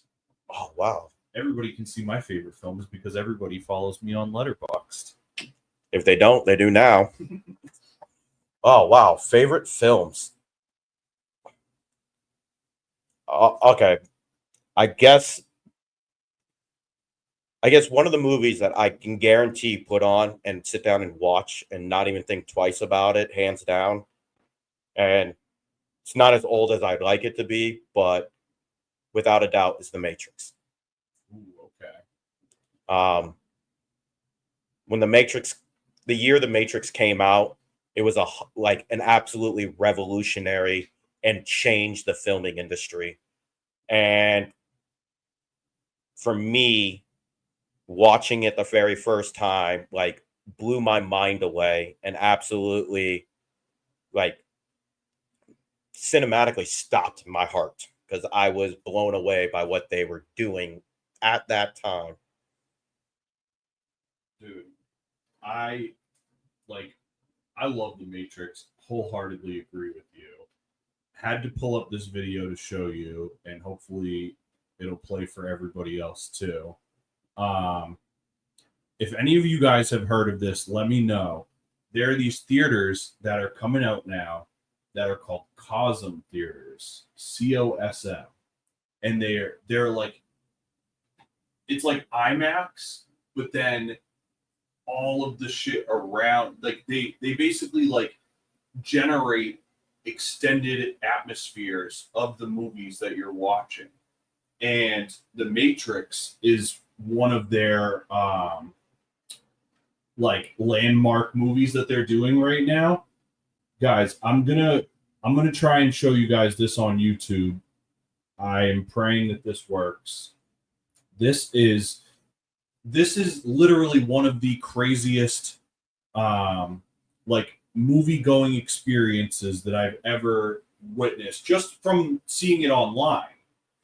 And I will absolutely go to one of these theaters at some point in my life, and just like be prepared to be amazed, dude. Ready? Hopefully this is like a good trailer of this. Hopefully you guys are all seeing this too. While you're showing this, I'm gonna hit the head real quick. I'm showing this to you. Oh, that's true. Squirrel.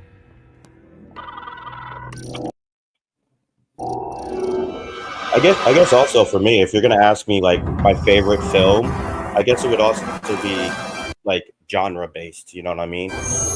If you were to like say like what's your favorite stoner movie or what's your favorite comedy, like I would have a different answer. All right, hold on.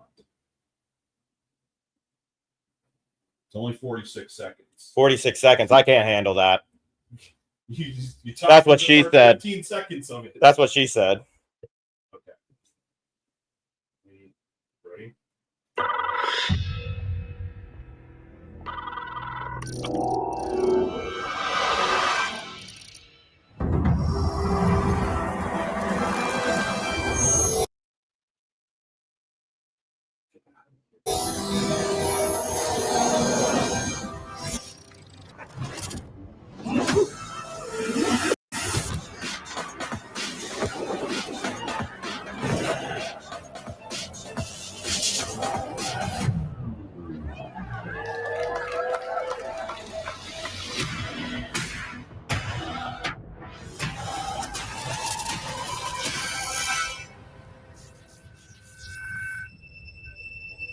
Yo, that looks dope.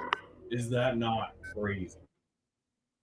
It almost seems like that you're immersed into the movie. Yeah. Like I've never seen anything like that. And it's like, and I watched like behind this, I saw the YouTube story for dude, like when you watch like the behind the scenes of like how they've like put this whole thing together, and like they put like years into doing like a movie at a time. Like it's unreal. And they're starting to like, so I think they just opened up a Cosm in Cleveland, which I've done that drive before, and I'm willing to do it again. So load the Harleys up. Let's go. Yeah. See, seeing it in IMAX is crazy, but seeing it in Cosm is just unreal. They've done it for dude, they just did it for Wizard of Oz too. It's insane. That would be wild. There's like a behind the scenes of the Wizard of Oz one and how they did it. And it's just like unbelievable, dude. It's like the most immersive way to see a film that I could imagine. Dude, can you imagine watching that and having a fear of little people? And like just being surrounded, which is a true thing. There's actually a famous person that like is very known for having a fear of little people. Dude, my boy said we need a T2. I couldn't think of a better movie for that. Would be awesome. That would be incredible. Jess said, "Where is the closest one, and when can we go?" I think the closest one is Cleveland. I'll have to look it up, but I'm pretty sure it's like some like Ohio shit. It's one of the two movies that messed with my sense of reality as I left the theater. That and Pleasantville. Man, Pleasantville is dope too. So I won't go into too much context, but if you know, you know. I'll put it this way: the very first time I watched The Matrix, I was on 2 gel tabs. Woo! It 100% changed like my reality and perspective on life just in general. Yeah, I can imagine, dude. I got to jump to another question. This is from the homie Ryan. He said, question, to circle back, who is your most and least favorite DBZ villain?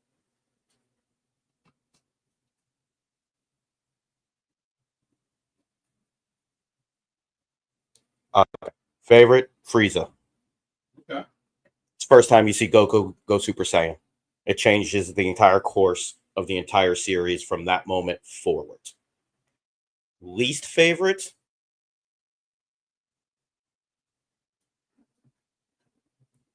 Mr. Satan. Huh? Mr. Satan. Probably. I would have to say my least favorite, but it's one of the longest of the series, would be Cell. Okay, interesting. I almost was going to throw out Raditz. That might be controversial, but well, if you're going to do it as a whole, it would be the Ginyu Force in general. Ooh, yeah. The entire Ginyu Force would probably be what I consider the worst, like villains as a whole, because they were so overdone and ridiculous that it was almost hard to take them as villains because of like the whole posing, the whole nine, like they were almost like the comic relief villains.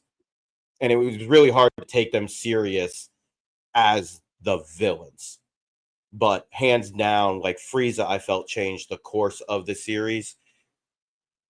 For me, the whole idea that it took Vegeta dying, it took Goku dying for Gohan to all of a sudden be able to tap into this untouched power to finally be able to defeat, and then his father basically came back from the dead to help him defeat him with that final Kamehameha,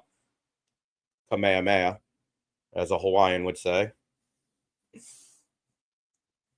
It's good Hawaiian said. Hey, it's my bloodline, bro. But that's what I mean. It was just, and I felt Cell was very dragged out. Very dragged out. That is definitely one of the longer sagas. It starts with the whole little tournament set up. Then they get rid of this, the tournament platform, and then they fight. And I understand that's how Dragon Ball Z is just in general. You fight. Oh, I'm not even at full power. 3 episodes of powering up. Then we fight some more. And then, oh, I'm not at my full power. I'm going to power up for 3 episodes. And then we're going to fight for an episode. Like, I understand that's the platform. Yeah. And I get it. But I just felt Cell was very dragged out, especially with,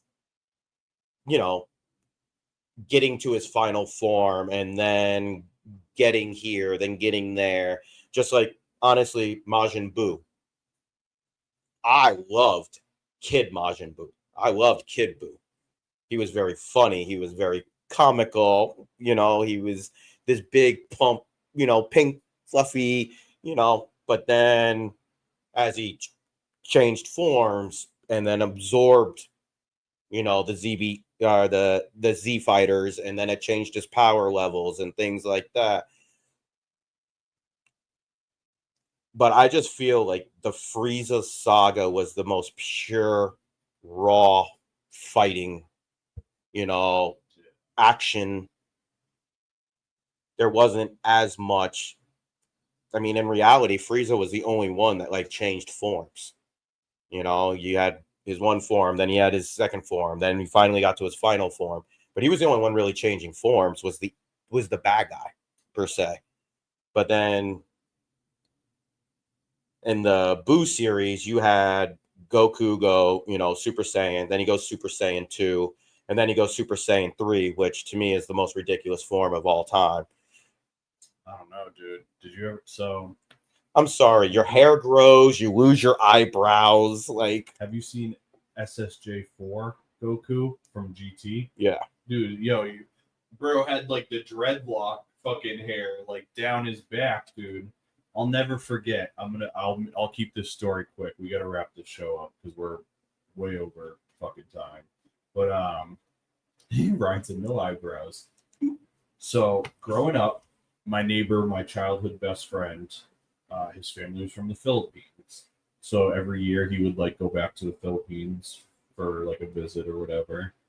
And dude, he comes back one year and he has a PlayStation 1 game that's Dragon Ball GT, which, mind you, at this time GT wasn't even available for us to watch or anything like that. It was because they were way ahead of us on that side of the world. So he came back, dude, with this game, and we played it, and it was essentially Dragon Ball Z Budokai, but 15 years ahead of schedule. and you already had Super Saiyan 4 Goku with the hair and shit. He was literally on the fucking cover of the game. That was like a holy grail game where it was like, after I played that, I sought it out for like the end of days, and you could only find it for like hundreds of dollars. But I wonder now, maybe now it's like a little more easy to get your hands on. But at the time, that was like one of the most holy grail games ever in the fucking world. Oh, without a doubt. Like, yeah, wild. Chat, you guys were awesome tonight. Thank you guys so much for tuning in and making this show so much fun. We had no idea what we were going to do tonight. I've kind of, I don't want to say I've fallen off with the show, but I've had a couple of guests cancel on me like the night of, and so I get really disheartened, and I just like opt to not do the show because I hate trying to pull a show together after I've like prepared for it. And so that's why like I took a break last week, because I just was like frustrated. I do have a couple really cool interviews lined up. Next week on Monday, we're actually going to have Subtext from Gray Sky Appeal. Subtext is a New England-based hip-hop artist who actually is residing in Vermont right now, funny enough. But he's a New Hampshire cat. But he resides in Vermont now. Incredible MC, very like thoughtful artist. When I started doing raps, he came out and did like the second or third raps that I ever, like Wednesday night rap show. So I'm really excited to have him on. He's got a new album coming out soon. So we are gonna get back to having some interviews on the show as well. I gotta mix it up. I like doing stuff like tonight. Tonight was fun. Like we were talking about when I had Steve on a couple weeks back. Like I got to just do stuff that mixes it up rather than just like interviewing strangers all the time. Sometimes it feels like very like clinical when I'm like doing the interview kind of thing. But it's cool to get to know these people, and I want them to be able to share their stories. So I'm trying to find a good balance of all this shit. You guys always help lead the direction of this thing, and keep telling us what you guys want to see. We're gonna keep doing it. Ryan said tonight was fun. Do what you love. I love that. Thank you. Yeah. All right. So it's funny you say that. I have to figure out the technical aspect of how to do it, but not next week, but the week after that. The podcast lands on my birthday. So I'm going to be here for my birthday. So I was thinking maybe performing a few songs on the live stream.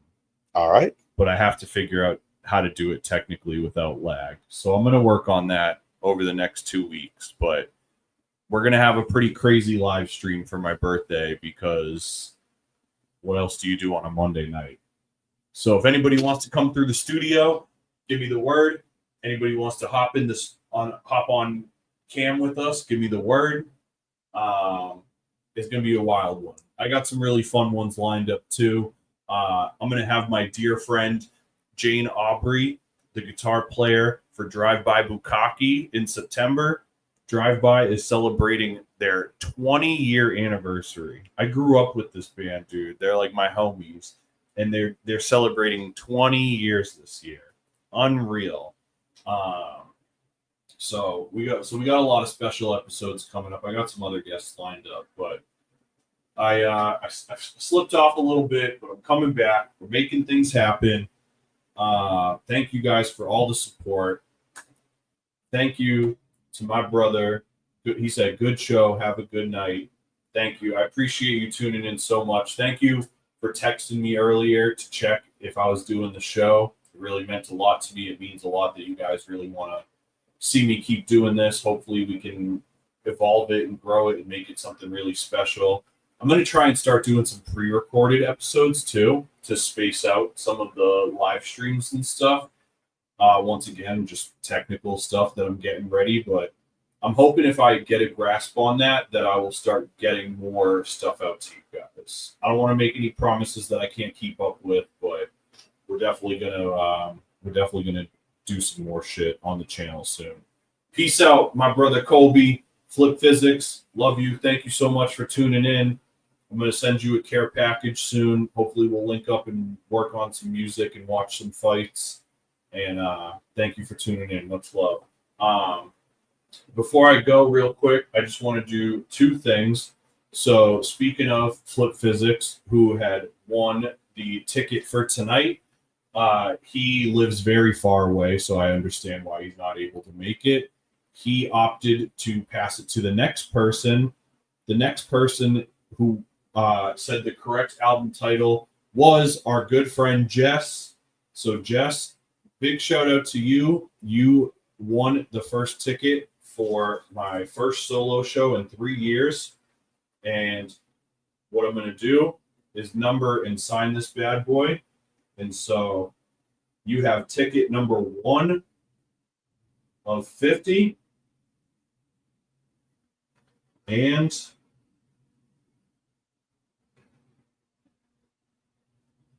so just so you know,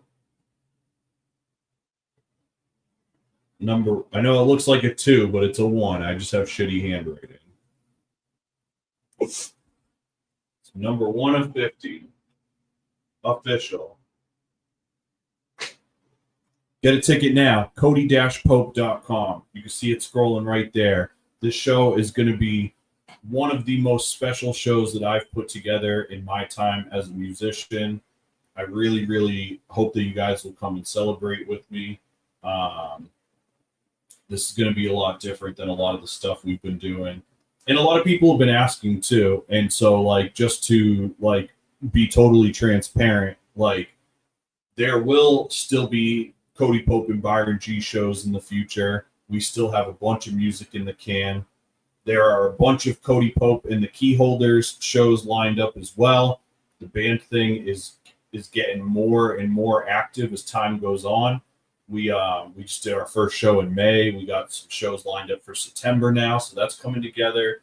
So this solo show that I'm doing is really to kind of turn the page on a new chapter. The last time I did a solo show over 3 years ago, I met Byron. I got a lot of the Hellhound crew together who would make up a big chunk of the catalog. I got to do Wednesday night raps for a long time, our residency. I've met so many people and I've made some of the best music of my life. And I owe a lot of that to just like the karmic timing and atmosphere of what was happening. And so, this show, we're hoping to kind of refresh that energy again, bring a lot of people into a place where we can all kind of just be together and socialize and celebrate, have fun. I'm going to be performing songs and just pouring my heart out on the floor. And then we're going to have a lot of fun afterwards. So I really, really hope you guys will be there. I really appreciate all of your support always, whether it's sharing posts, liking and commenting on posts, buying merch, buying tickets, coming out to shows. All of these little microtransactions help my evolution as an artist immensely. And all of those little moments of engagement go a lot further than I think you guys realize sometimes. So I sincerely thank you guys so much. Before we go, I just want to throw up the video for the show one more time, just so everybody kind of gets a grip on what's going down, how you can get involved, all of that. So let me just run that one more time, and then we will all say goodbye. Been in a daze, mine's a maze and a blaze. Like these guys. They were gold. I've been catching fire since before the 12th grade. My boys from Nashville, New Hampshire were fucking incredible. They killed it. I had this desire but couldn't get out my way. Now I'm double the age, still rewinding the day. Best friend become strangers, but it's all love. When you go see a Cody Pope show, you get transformed to a new dimension, Amazing. Not having a good day. Interrupted reading from seething demons who would say, my feet are bleeding, life on the edge. Like Perfect night, one of the best nights of my life, all because of my boys right here. another morning, I awake. Sell my things to stay afloat. Possessions that I'm born that make me feel to stay with hope. So, you gotta go to the Cody show, full show. What's my name, yo? Hellhound Publishing, let's fucking go. 603, baby.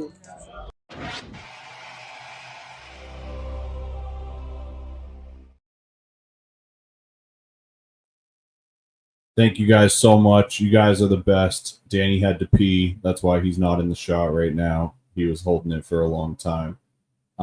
You guys are the absolute best. Thank you guys so much for all the love and support. And we will see you guys next Monday. Same bat channel, same bat time. Preach. Much love. Oh, Danny, say bye before we start getting on. Thanks, chat. Greatly appreciated. Thank you, Cody, for having me on. Greatly appreciated. It has been a blast. Follow Danny at Dymez Productions, and make sure you come see us both August 22nd at the.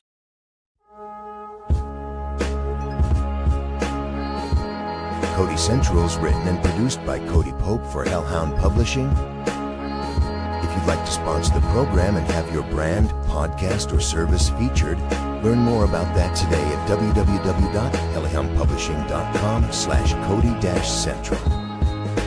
Additional ways to support the program include purchasing music, joining our Patreon for exclusive content, or simply donating at any of the links available in the QR codes above.